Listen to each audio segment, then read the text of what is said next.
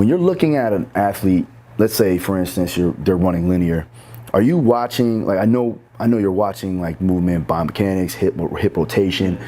What are the major things are you looking at? Are you starting from the feet to the hip? Like how does that work? The feet do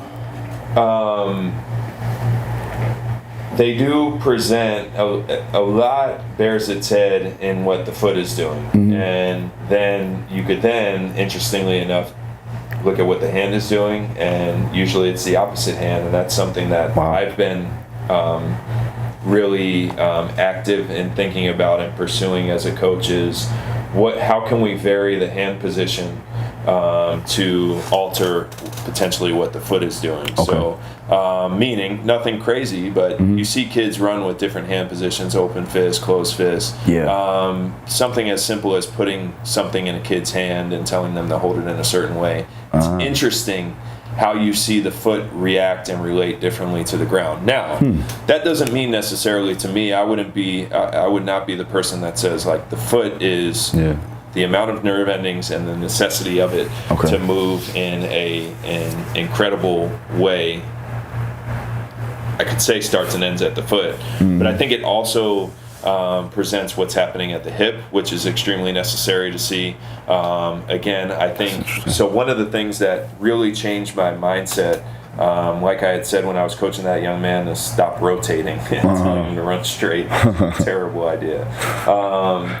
I watched at the Florida High School State Championship in 2018, and I'm not going to mention any of the young men's name, even though it would be all great things. They're all incredible athletes, seem like incredible people. The 8 finalists in the 2A competition all happen to be future Division I college football players.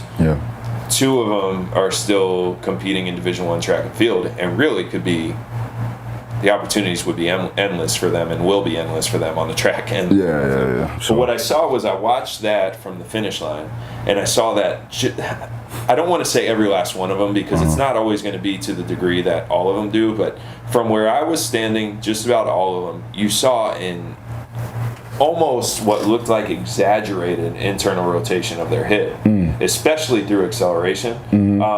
But even as present when they were at upright speeds, that was like a big switch for me. So when I then wanted to look at, and now it's then spun into so many different directions that's not always the number one thing to look for, because a kid might not be driven in the same way, and a kid might accelerate really well because they're a little bit better and stronger in external rotation, and then they tend to, and I don't want to get too into detail there, but that's a big thing that I look at. I certainly like to look at what the foot and knee is doing, because I usually can paint a picture of what the hip's doing.